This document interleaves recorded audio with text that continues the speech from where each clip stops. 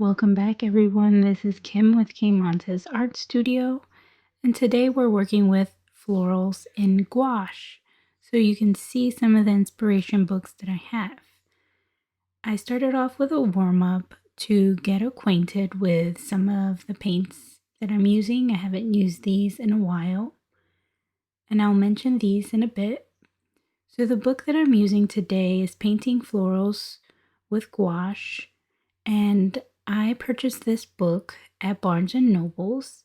It's a pretty cool book. It's a follow along, definitely for beginners. I enjoyed how she diagrams all the different paintings. So I'm using some Frogger tape to tape off my edges. And initially, I thought I was going to take over the entire paper. You'll see later on in the video that I decided not to do the background. So jumping into the paint that I'm using, this is the Artex paint.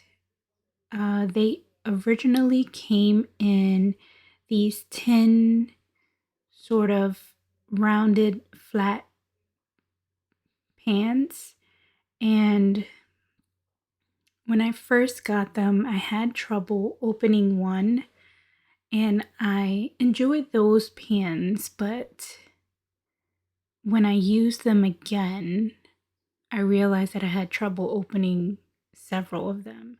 So the original one that I couldn't open, I never accomplished to get it open, and I ended up breaking the tin by accident.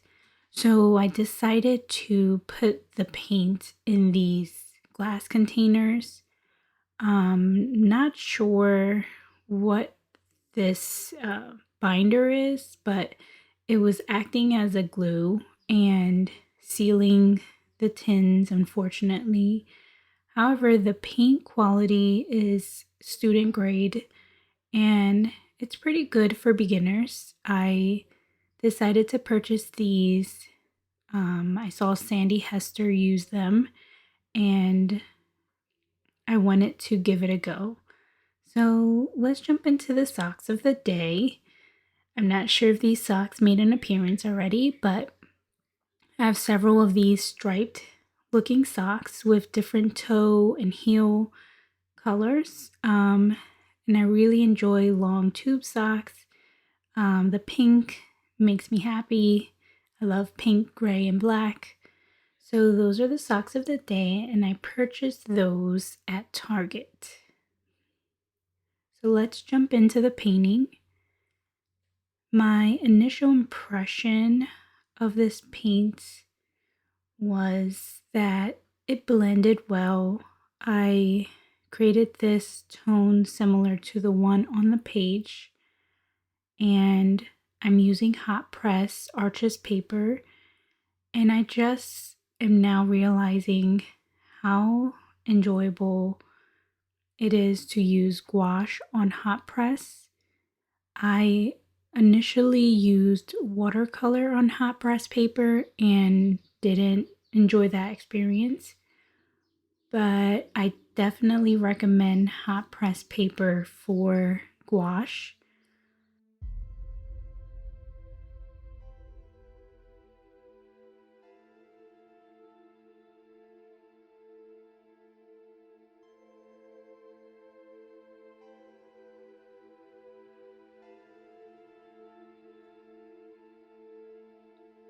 As I worked with the blending technique that I'm using here, I like to leave the paint just a bit unblended to get different variations within my brushstroke.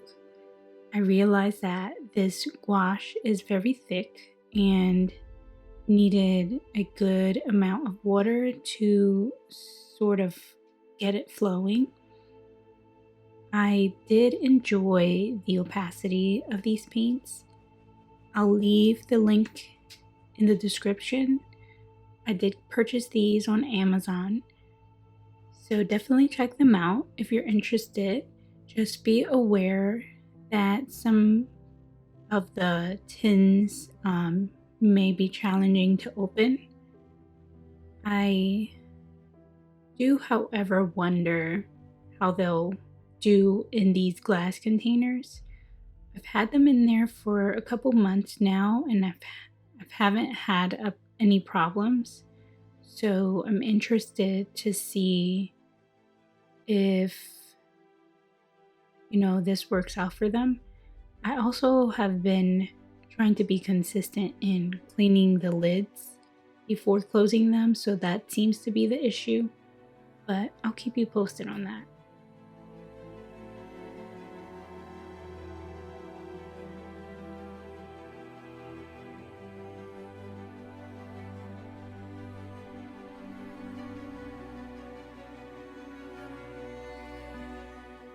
So although I was using this book as inspiration, I tried to keep my own style within the flowers.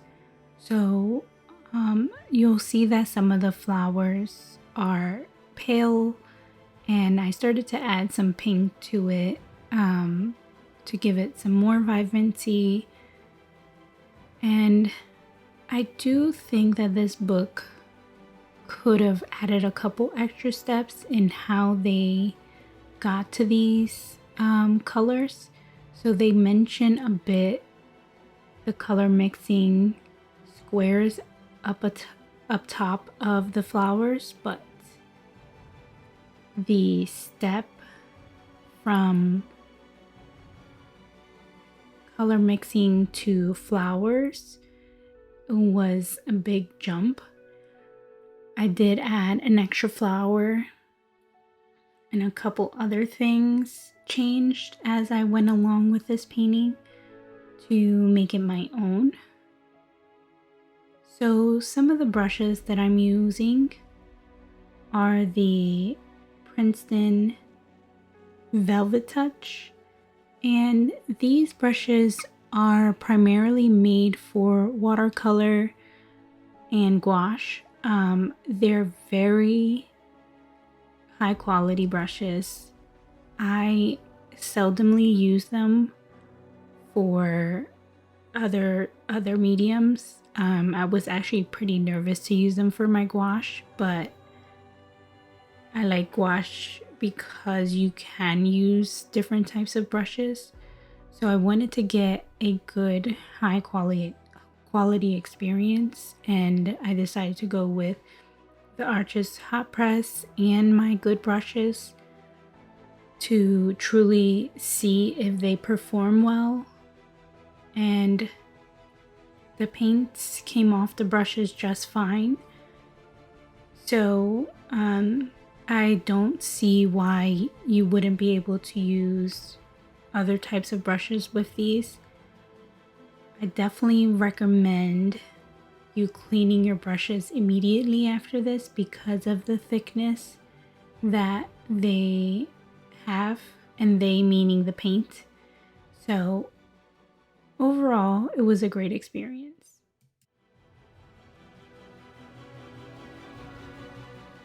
My experience with the Arches hot press paper has been really great with this gouache. This is my second time ever using hot press paper. The first time I used hot press, I worked with watercolor and I thought that I wasn't gonna like this. But then I watched, I can't remember whose video it was, and there were a couple other people that did this with hot press paper painted with gouache, that is with hot press paper, and it like made sense to me, so I decided to go with the hot press for this. Another type of paper that I would use with gouache would probably be the mixed media paper, and I would say probably doesn't really matter what brand it is, but the way this paint glides, it's a bit challenging to get a good consistent stroke. So you can see here when I'm painting the branches of the flowers, they were coming out a bit streaky, but I think if I were to practice a bit more and find the right consistency for me, I could find better ways to alter that.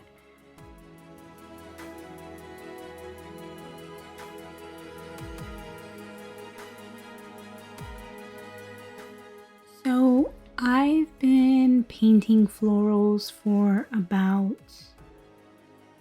maybe 3 years now, and finding my style with flowers and painting different landscapes has been a journey. I am not a portrait painter. I don't enjoy painting faces. However, I do enjoy painting figures. Some other things that I enjoy painting are architectural pieces such as doors. I love painting buildings, and I love to create different mixed medias. So each one of my pieces looks completely different. Some of the things that I work on looks like a totally different artist paints them sometimes, but that's what I enjoy about my practice, is being able to find different things to keep myself busy, to practice with my hand-eye coordination, understand my different styles. And I really do recommend, if you are in one stagnant style and you're looking to break free from that, definitely mix it up. Find a different subject, use a different medium, paint a different way, so you can break out of that stillness. Another technique that I like to use is combining different mediums that wouldn't traditionally be combined. So, for example, I like to use oil pastel on wooden panels. I like to use acrylic on paper. Sometimes people do this, but thinking outside the box, painting on surfaces that you wouldn't typically paint on. I love to paint on wood, any sort of functional object, for example, a wooden riser that I'm working on. So different type of things to let you break free.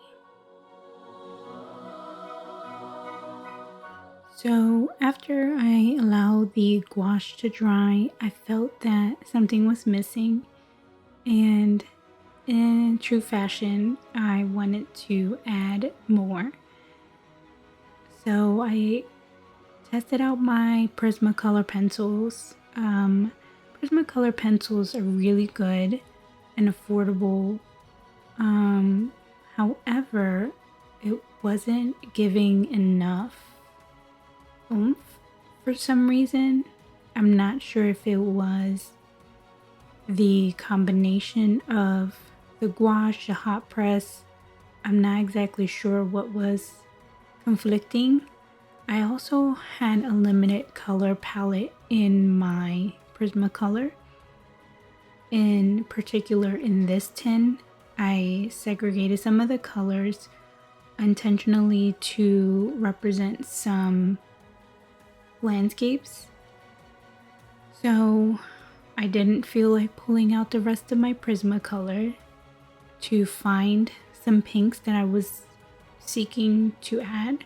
So I added my Caran d'Ache luminance pencils, and I realized that these are just unbeatable. They're truly amazing. They blend well.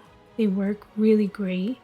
So I did wish at that moment when I realized I needed a pink that I should have used my luminance, but overall it worked out. I started to remove the tape and was actually really impressed that the Frogger tape did not ruin the paper. So I do recommend using Frogger tape on your paintings. However, definitely tack the surface on like a lap or some type of,